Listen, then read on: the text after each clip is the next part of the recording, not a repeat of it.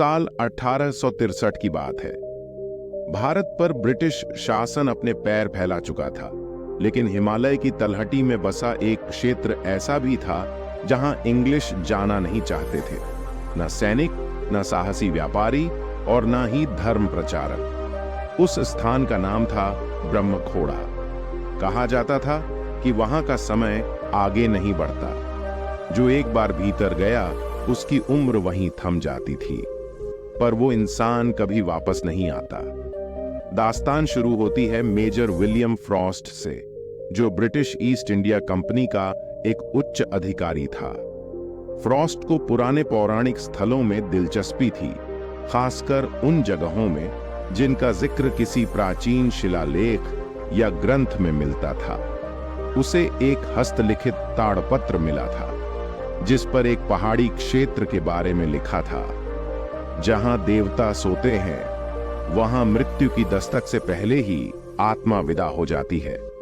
उसने स्थानीय पंडितों से पूछताछ की, पर सभी ने यही कहा, वहां मत जाओ। वहां ना भूत है, ना देव, वहां कुछ और है।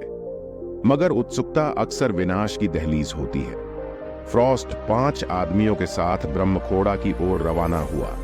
रास्ते में उसे कुछ बेहद अजीब चीजें दिखीं, जैसे रास्ता हर कुछ मील पर बदल जाता था। एक ही जगह से 4 बार गुजरने के बाद भी रास्ता नया लगता। चौथे दिन वे एक गुफा के पास पहुंचे। गुफा पर कुछ शिलालेख थे, संस्कृत में, पर रक्त से लिखे गए जैसे दिखते थे। फ्रॉस्ट ने पंडित से अनुवाद करवाया। यहां वह सोया है जिसने काल को हराया। जो इसे जगाएगा उसका नाम समय से मिटा दिया जाएगा। फ्रॉस्ट हंसा। इतिहास डर से नहीं लिखा जाता, उसने कहा, और गुफा में प्रवेश कर गया। अंदर अंधेरा घना था, मगर बीच में एक विशाल चबूतरे पर कोई बैठा था। वर्षों से निर्जीव, मगर उस शरीर से एक धीमी गर्माहट अब भी उठ रही थी।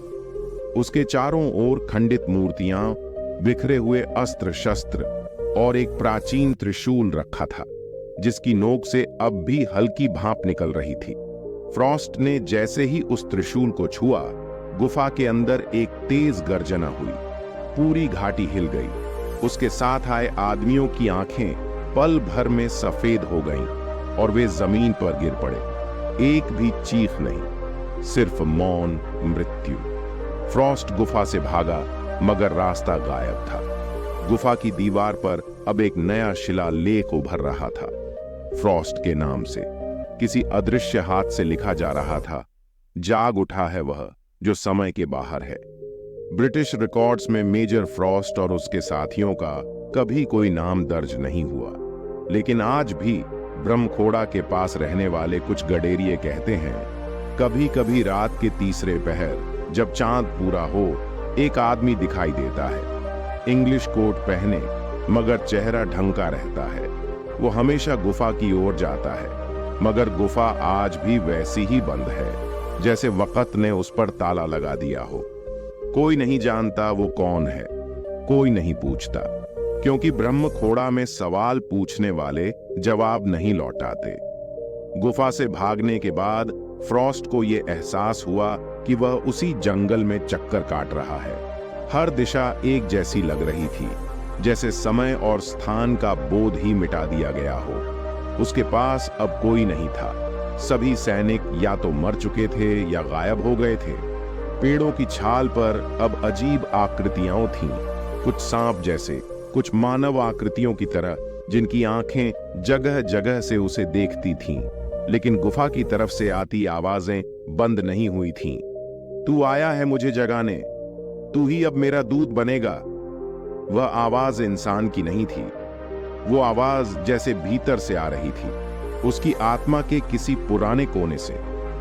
अगले दिन फ्रॉस्ट को एक जर्जर पगडंडी दिखाई दी। वह दौड़ पड़ा। 2 दिन बाद वह पहाड़ के उस गांव में पहुंचा जहां से वह निकला था।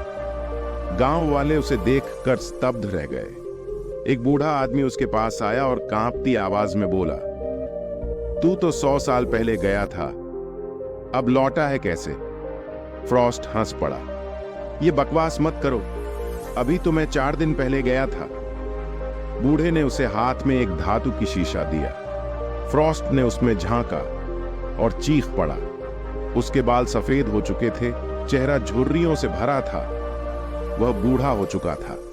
अगले कुछ महीनों में वह गांव में ही छिप गया। कोई उसे जानता नहीं था, न पहचानता। वह हर रात गुफा की ओर खींचता चला जाता। एक दिन वह नींद में बड़बड़ाता रहा, वह जाग रहा है। उसकी नींद अब पूरी हो चुकी है। गांव के कुछ बच्चे अचानक बीमार पड़ने लगे। वे वही आकृतियां बनाने लगे जो फ्रॉस्ट ने गुफा में देखी थीं। एक बच्चे ने अपनी मां से कहा, गुफा वाला अंकल मुझे बुलाते हैं। वो कहते हैं मुझे अपना उत्तराधिकारी बनाना है। साल 2024 में एक भारतीय पुरातत्वविद डॉक्टर श्रद्धा रवात हिमालय की गुमनाम सभ्यताओं पर शोध कर रही थी। उसे भी एक ताड़पत्र मिला, ठीक वही जो कभी फ्रॉस्ट को मिला था। उसमें एक अतिरिक्त पंक्ति जुड़ी थी, जो एक बार सोता है उसकी नींद हर 100 साल में हल्की होती है और हर बार वह और भी भूखा होता है। श्राद्धा ने ब्रह्मखोड़ा की यात्रा शुरू की और ठीक उसी गुफा के बाहर एक इंग्लिश टोपी मिली, धूल से ढंकी, लेकिन उस पर अब भी नाम उभरा हुआ था, एम। फ्रॉस्ट गुफा अब भी बंद थी, मगर भीतर से आवाजें आ रही थीं।